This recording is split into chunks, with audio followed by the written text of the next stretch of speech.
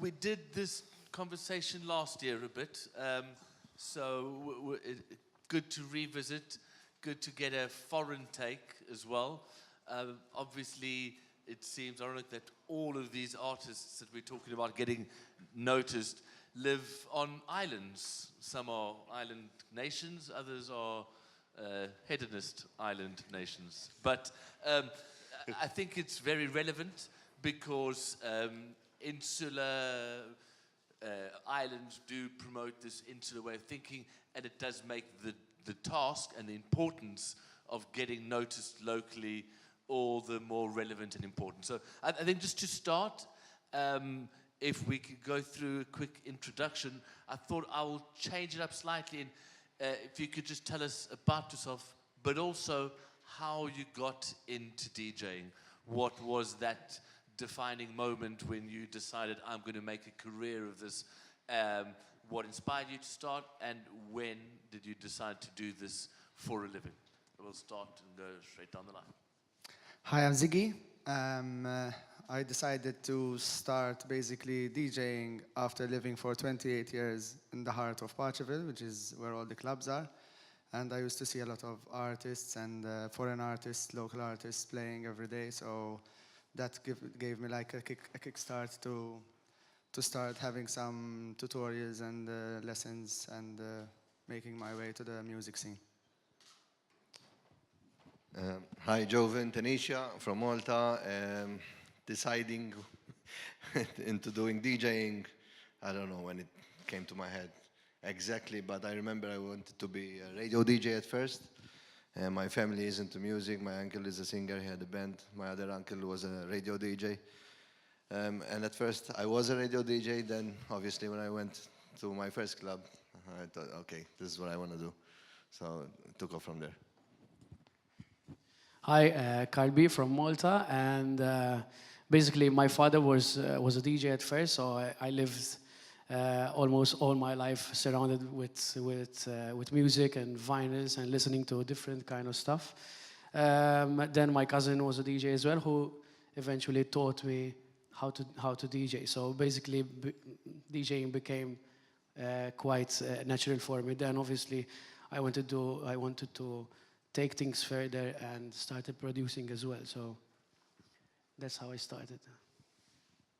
Hello, I'm Manu Gonzalez. I'm from Ibiza, and being from the mecca of the music industry, electronic music, I've been always surrounded for DJs and billboards at all these clubs. So I've been immersed in music since I was really young, and I didn't want to study. And when I was 15, I got a job on a record store called Discos Delta, which is one of the biggest record stores in the world. And since then, I've been introducing with myself from different genres, electronic music, jazz, hip hop, and until now, I'm DJing for 15 years now, and yeah, that's what I do. Is my passion, and I love it.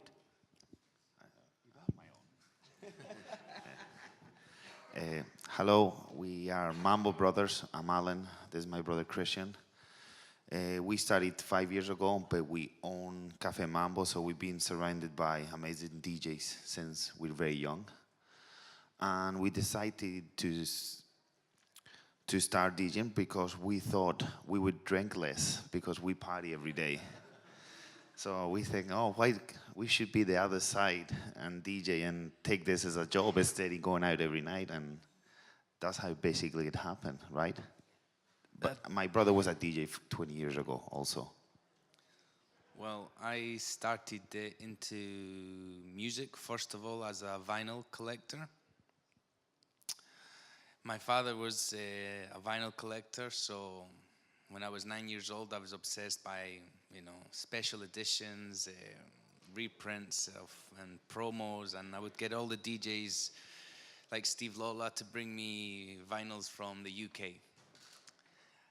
So that developed until today. We live in Ibiza all year round, so many DJs to learn from, and a little hobby as a record collector ended up as us DJing professionally 5 years ago. And did you find that you drink less now that you DJs? We try. Okay, I mean, so it's actually interesting how everyone seems to have a different path where you get to where you are now. But it's very important. I think there's one uniting factor is there was influence. If it was family, if it was your surroundings, if it was a record store, there is some deeply rooted influence that you've had which gets you to this point. So now let's go to the second part of this panel is your local scene. Obviously, both Ibiza and Malta are islands, so it's tourist. You have a tourist scene. You have a time of year which is busier than the other. So competition to get noticed is fierce. Is it something that you considered when you first started, albeit on radio or in a club, that you had to do something different to get noticed? And if so, what is it? And is it important to do something that is different to something anyone else is doing when you're in such a closed and compact scene? I think my biggest boost locally was when I started my own weekly club night every Saturday at Uno, and that is where like we started seeing. All right, I had the base, I had the following already, and wherever I played in various clubs around the island. However, when I started my weekly club night, that was something totally different. If I may just ask, I mean, doing your own club night is based on there's a demand. You know, you could do your own club night, but if nobody knows who you are, it'll be an empty club night. So there is some point where you developed a following. If I may, when did you start your own club night? And is it something that you grew into, or was it something that you had established from day one? No, I've been playing for around 15 years now, and I've only done my club night for around the last 5 years.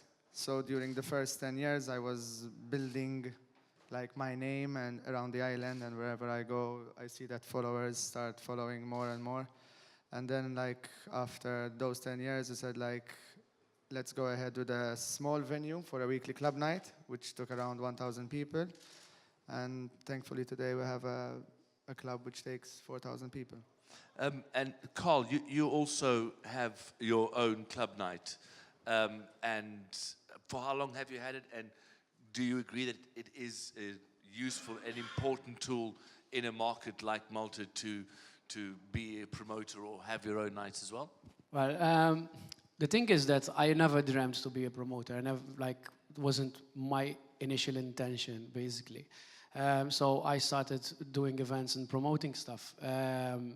Because there was demand around my gigs. But to stand out, basically, you need to be slightly different from others, what they are doing, and that started musically, because I think I had a different sound from others and got noticed. So that basically took me towards a lot of demand and started to do my own thing. So. Gringos now has been doing it for, this is the 8th year, so it's still running for 8 years, and basically it's more than a local thing. It's kind of more international nowadays. So, but I think to stand out, the main thing is that you need to be different from what else is happening. If you're doing the same things as others, then it's, you know. Let me ask you why you said. I mean. Getting noticed and standing out in Malta, is it the same strategy that you would employ to be noticed beyond your market? I think it applies to everything, basically. It's not even a music industry, but if you're an artist, I need to get noticed. You need to be different from what others are doing. Now, if it applies for local scene, obviously local scene being on an island, and competition is there is a lot of competition being a small island, but it applies as well for international base. Now, if you're a producer, for example, you need to create your own sound. You need to find your own sound. So the main key still remains to be different, because if you're going to do a sound that X and Y producers are doing, then obviously the X and Y producers are already there. So you're not going to stand out. So to stand out, the main thing is to be different. Now moving to Ibiza. I mean, obviously, Alan and Christian, you haven't done your own shows, but you have been intrinsically and actively involved in one of the most successful bars in the world. So, I mean, obviously that was help for you to get noticed in the scene, but if I'm not mistaken, you guys from the outset have made a very defined point to stick to your sound, your genre, not be defined by the place that you run, or the place that you, and you don't play much in your own bars. Is that a conscious decision to get noticed and respected? I don't know if to call it conscious. We never played in Mambo till this year. We never wanted to use Mambo to promote ourselves. I think that would have been just too easy. We just wanted to play Mambo when it was the right time. And we did it this year, like only one show a month. We don't want to get too tired of playing in our own venue. And obviously Mambo is a great tool to be promoted. We're lucky to be using the name of our brand. And it is important to have a local night. Either last year we had our local night in High. It helps to promote to the world a lot, because like Malta, Ibiza is a super international island. So even if you're playing in your home island, you are talking to the world at the same time, because it's Ibiza. And we are lucky to be living in such great islands with such a great international visit. So okay, then going to you, Manu. I mean, obviously, you're born in Ibiza. There are a lot of DJs coming through the island. It's much more difficult for a local lad to get noticed when you have all of this international surge of people coming in for the tourist season. How did you find is the best route to getting noticed?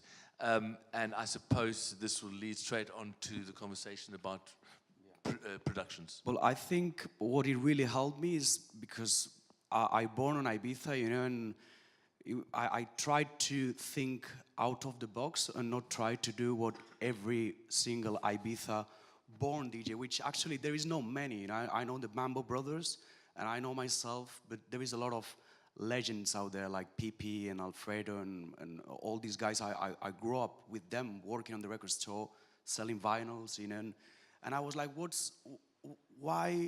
I can do to go international, and not being a local lad playing on local bars, and trying to be an international DJ, and it was just that, not undervaluing your potential, and trying to do the bigger things and thinking of doing the right things to move forward to the bigger picture. And I think I left Ibiza as well when I was 16. The vinyl store went down because we passed from doing 10,000 euros a day selling vinyls to do nothing. So they said to me, look, we're going to close the shop, So I was like, wow, what I'm going to do now, So I went to Madrid and I started 3 years of music production. And that was the step forward, the first step forward, that when I arrived back to Ibiza, I was still the local DJ, Manu, 18 years old, but I had an EP already signed with a label from Berlin. So that actually opened me many doors, to move to not playing on bars for tourist and no exposure, you know, not a brand, you know, to actually being booked to little clubs who will give me an opportunity in the future.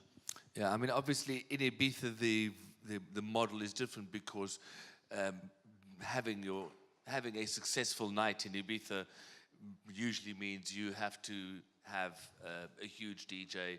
The competition is so fierce.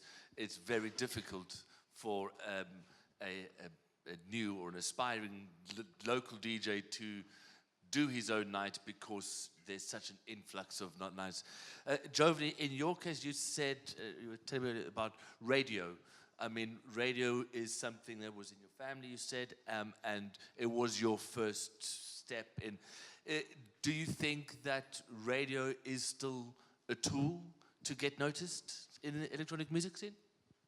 Yes, of course, it helps. But unfortunately, since I split up with my partner, as Tenishia was a duo, I had to give up radio because there was too much on my hand, productions and everything. But yes, I plan to start it again. It's one of the good things to have. Is, you know, a big following with a radio show is very important. So. Okay, I mean, so let's talk about producing.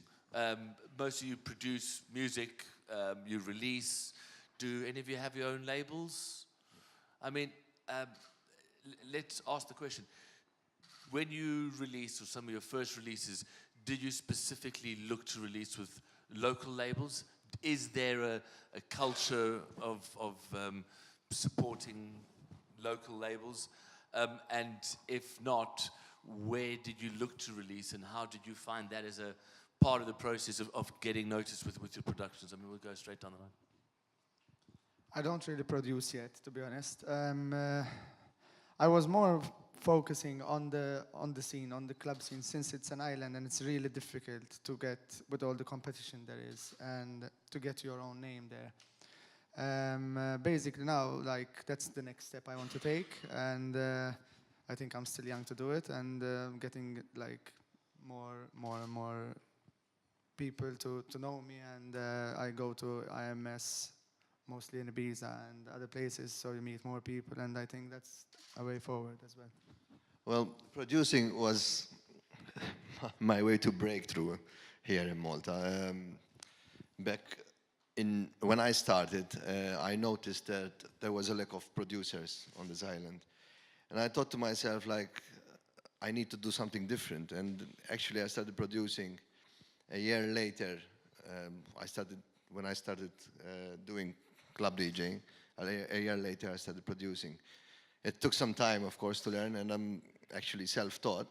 Back then, we didn't have any YouTube or anything to learn so quick, so I had to print manuals of Fruit Loops, I remember, reading them during my day job. But that was it. It was something different, like Carl said, doing something different. And unfortunately as well, back then, and I think it's still a bit of a taboo now, in Malta you need that international signature before local promoters and the local following will really believe in you. So I wanted to break the ice with that, you know, so local people will start believing in a local DJ as they do to international DJs. And actually producing was the key for that. I started producing, got noticed by Armin van Buren, got signed to his label. He actually came to Malta and played one of my tracks, took me on stage, and that was the best thing in the world for me, you know? Like Armin introducing me, and producing was the key. Carl? Yeah, I think producing nowadays it's very important. Unfortunately, being a very, very good DJ, it's not always enough nowadays. So most of the time, you need to break through. You need to have your own music out there, and obviously, patience is the key around this, because it's useless having your music on not small labels, but having your music and wait until you're good enough after a couple of years, sending your demos to big labels and get noticed with your music on big labels and have your releases out there with the big names. Obviously, it will help a lot, but it's one main key in the music industry that DJs are DJing is not enough nowadays. You have to have your music, and producing is the key. Obviously, if you don't, I'm not saying that you have to wake up tomorrow morning and say, okay, I'm gonna start producing, or I'm a producer. So you have to have that feeling inside and the hunger to do it. So obviously, it's one important key and important steps to make. For myself, for instance, it's one of the most important steps I took, but it came really naturally, you know. So again, I just bought the program. I wanted to produce because I know music quite well. So, and after 8 years, I saw a very good release, but that's after 8 years, so I had the patience to wait until the right time comes. So, but I think, like for Christian Alanan and for myself as well, being from Ibiza, you know, is a great point to see that there was no music coming from the island outside. You know, all the music was coming inside from London or from New York or Japan, or so. Being able to do music, you know, and putting music out there and using Ibiza as a platform, because that's where we're from, you know, it opened many, many, many doors, you know. Like, I mean, I was trying, I'm still doing 8 hours studio day, and I'm going to be doing it until I retire. And it was difficult at the beginning, you know, but there was no local labels, you know, in Ibiza. It was all about a goal, you know, like I want to release on Moon Harbor. I want to send Matthias Tanzmann 15 releases until one day he picked one and I released there. I want to release on Knee Sound, and I sent releases to Hot Science 82 until one day Hot Science 82 asked me to do him a remix, and I was like, wow, is that for real? And it happened, and I think that's when my career really break through, you know, through the productions, because I'm lucky enough to play at the best clubs in the world, and that opened me many, many doors, and I have a great team, and all this is incredible, no? But when a DJ, you know, when you are in a DJ booth and you go party and you arrive to Amnesia, Marco Carola is playing your tracks, and that's when it takes you to the next level, you know, when a DJ is actually playing your art, you know, it's not all about you playing the art of all the DJs.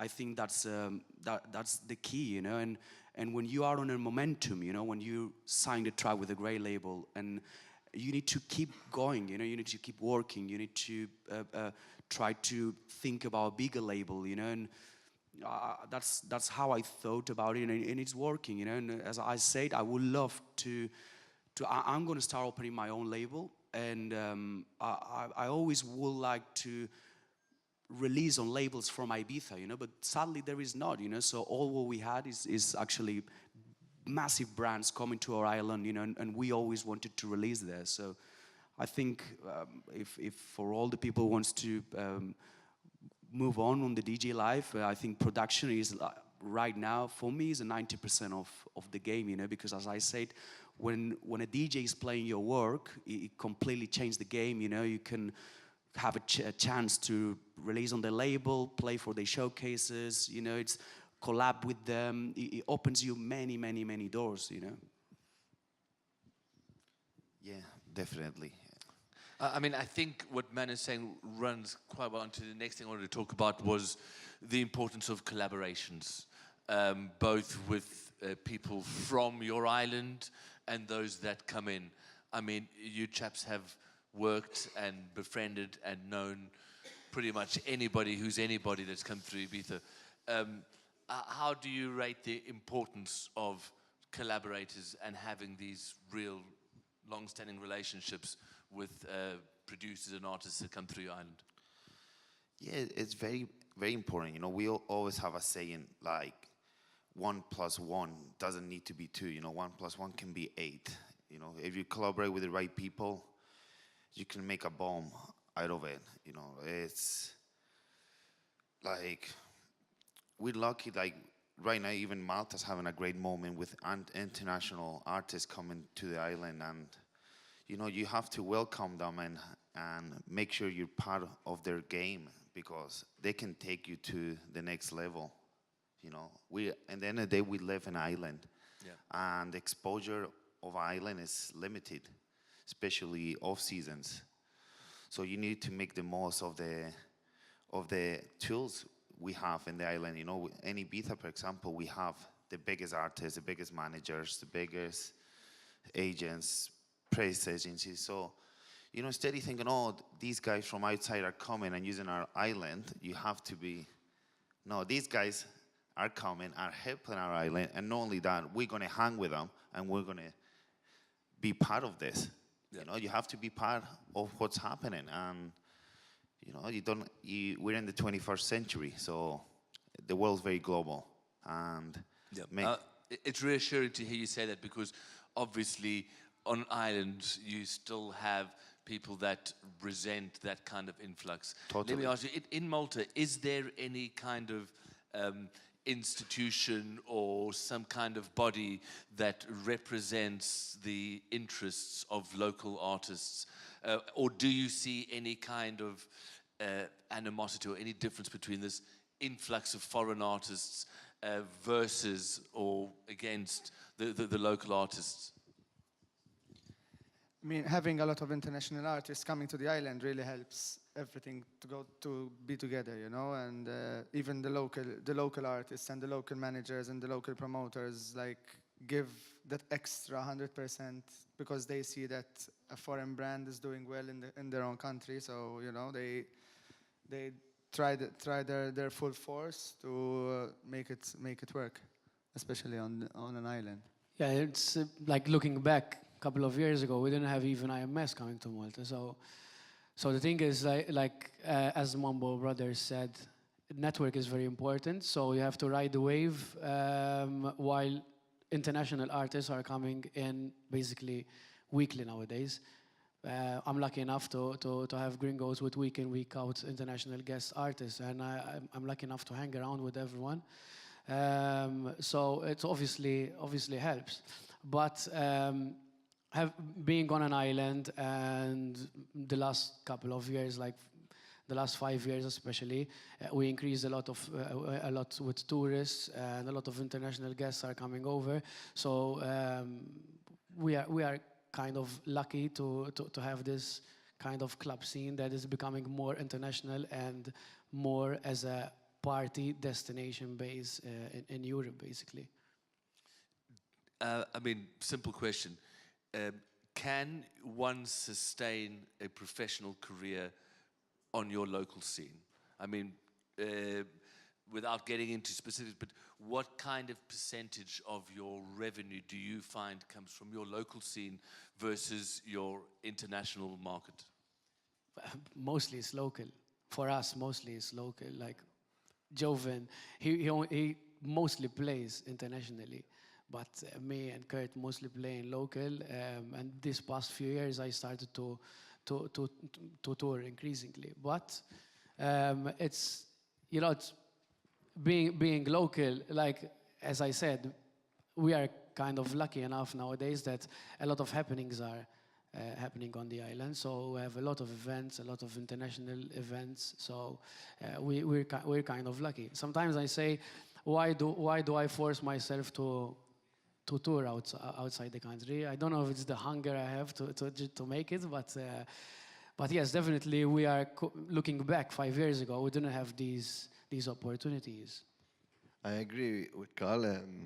It's the hunger that makes you want to go outside of this island.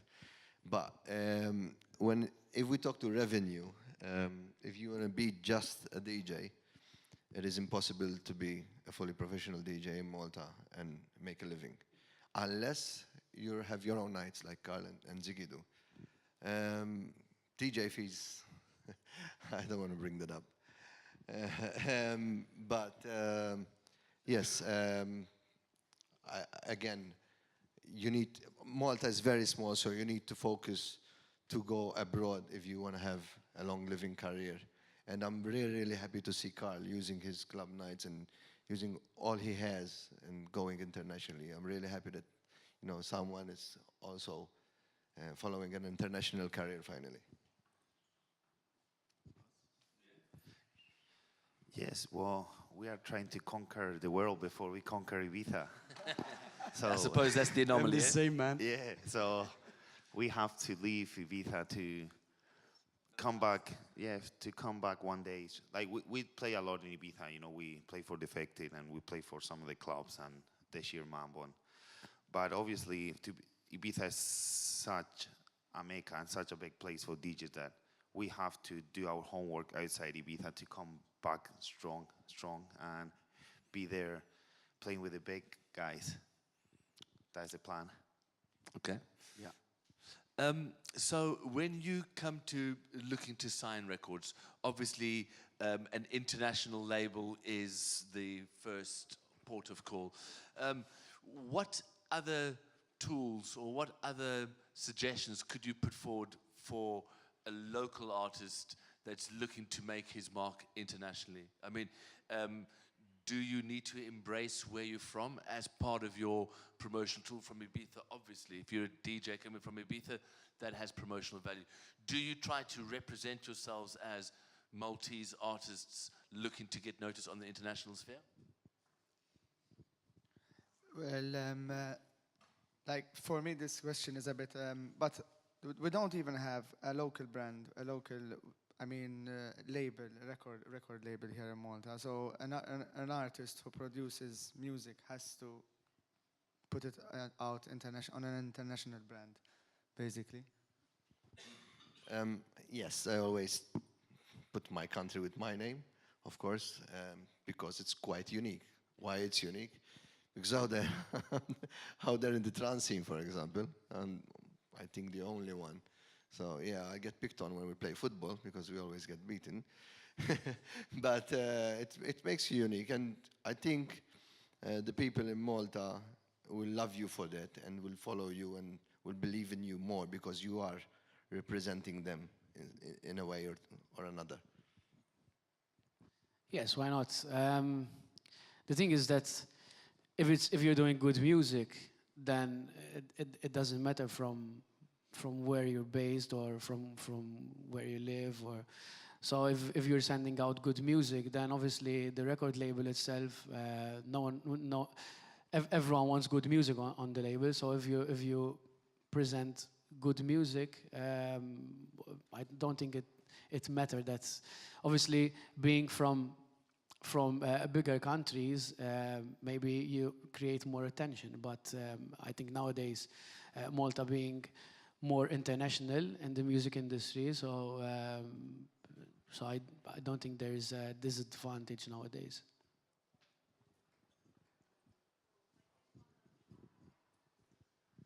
Okay, so I just want to ask, when it comes to the teams that you have around you, promotion, management, agency, do you use local managers? Do you use local PR company who collects your publishing? Do you look to build a management team around you beyond your local scene, or have you, used people that are based here? I use local management. My management is local, and there are an agency which like everyone does his own section. And but yes, since I've joined with them, one of them was already my partner in the beginning. So and then when he joined the rest of the team, took it to the next level. Yes. I use international, obviously because I'm more based on international gigs and shows. And obviously I use also an international label. There's no trans label in Malta as far as I know. So basically I'm more international than here. But I can see, especially Fresh, and they're building a nice community there. And If I may ask, you signed with Armin's label. Was it a release, or do you have an album deal? Do you have a label deal with his label? I did release an album back in 2012. I don't know how many releases I have on Armada, but I did work also with other labels like Black Hole and other small labels as well. Okay. Cool. Yeah, mostly it's local, but I don't. It's more for a. It's not a management base, but it's more for an advice locally rather than. And obviously, when something international comes, like an international opportunity comes or a request gigs, I just turn on my team at the office, you know. So and rather look for advice rather than a strict management. You cannot do that. You cannot do that. So it's kind of like a friendship kind of team as a management. Obviously, things are getting further. There's a couple of requests as well for to have an agent and booker and management as well. So, but obviously it's more for an international base rather than local. Local is like more of a management friendship kind of, but you look for advice, and my management is kind of partners as well, in which we do our parties as well together. Before we go on to the Spanish boys, let me ask you: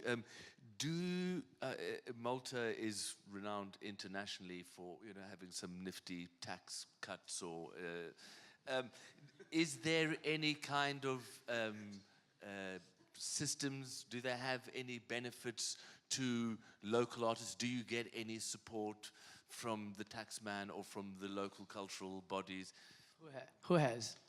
Maltese artists, do you get some kind of breaks or benefits? Any support from government institutions? Yeah, nowadays, yes. It's not the government is helping a lot the young generation, I must say. So couple of years back, we didn't have this support. Like even IMS colleges was one of them, because it wants to put.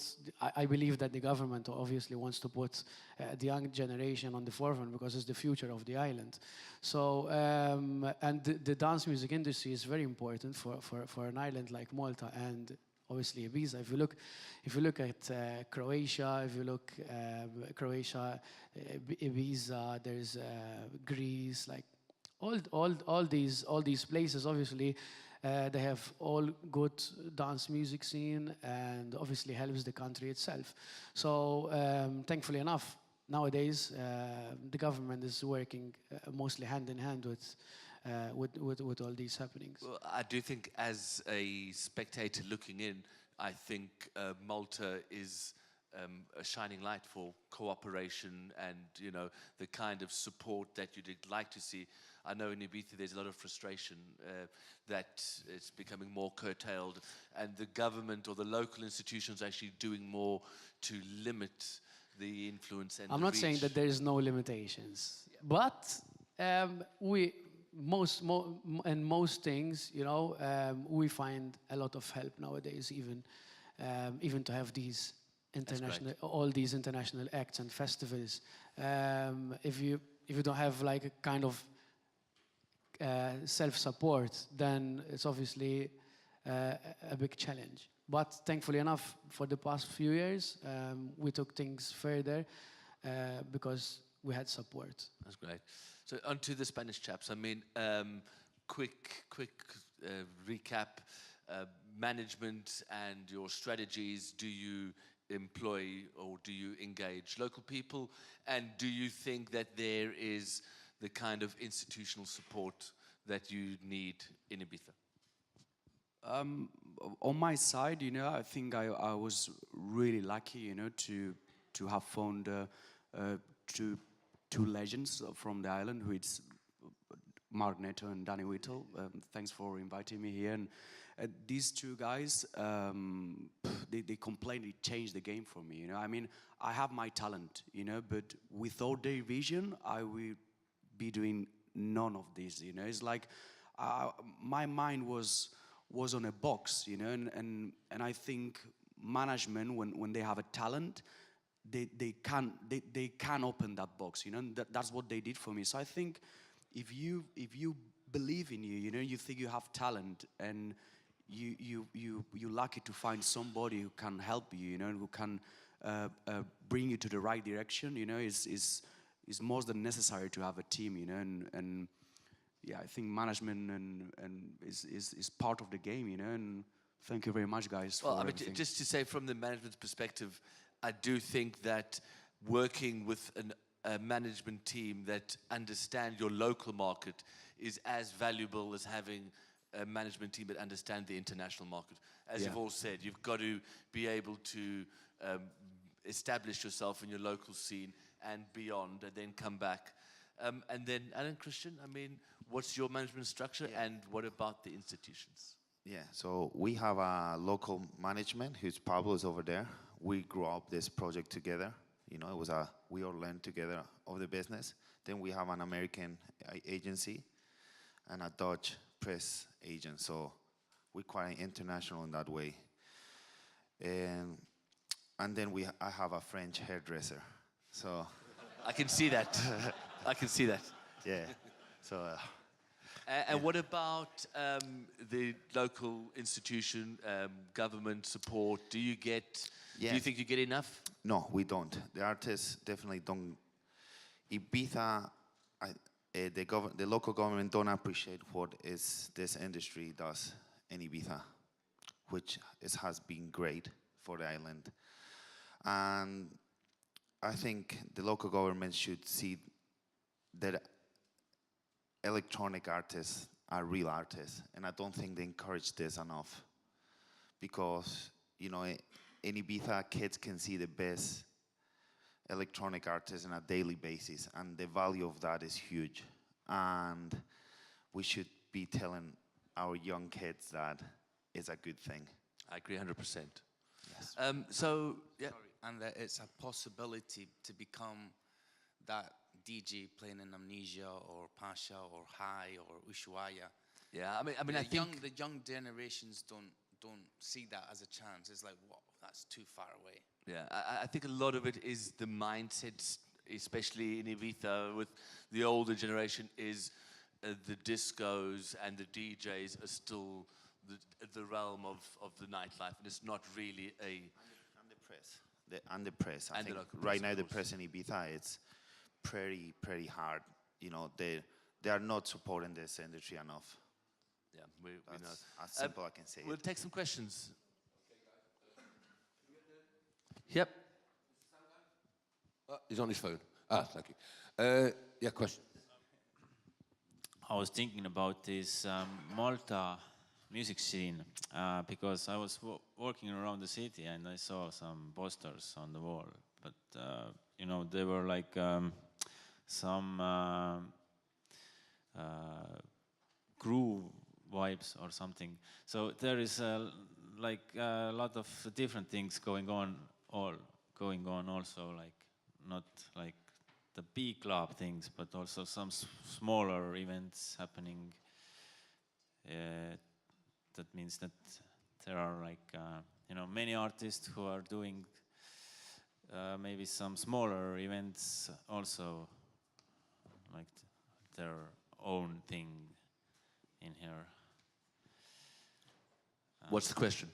So that was the remark. What I just thought that. Yeah, I mean, I I suppose should to just- put it in a more tangible way is, do you see a big difference between residents or guys that are just working for the next gig, or those that have a bigger strategy and looking to do, you know, bigger shows, take it beyond just the local gigs? I didn't get the question, sorry. Is there a big difference, a big divide between those artists that are just playing the bars and all these little venues looking for a €50 paycheck, or these groups of artists that are looking to establish themselves at a higher level? Is there a big difference between these in Malta? Yes, well, the tendency here is that to make it big, you need to be a promoter. And I really don't like that, to be honest, because I never wanted to be a promoter. I passed the phase where I was a promoter, but it took my mind off music. So I was focusing on selling tickets rather than making music in the studio. So yeah, there's a little bit of, I don't know, the young kids playing for cheap fees, like 50 euros or something. And sometimes I get really upset when I see big clubs, you know, with a 2,000 capacity or attendance, and they pay young kids instead of getting, you know, established DJs. And actually that's what makes me not want to play much in Malta. And I don't like that, seriously. Okay. So you definitely have the thought that promoters can't be DJs, or DJs shouldn't be promoters, vice versa? No, I'm not saying that, but I prefer not to be a promoter and focus on being a DJ and a producer. Okay. One more question here, guys. Hi, hello guys. I'm André. I'm from Brazil.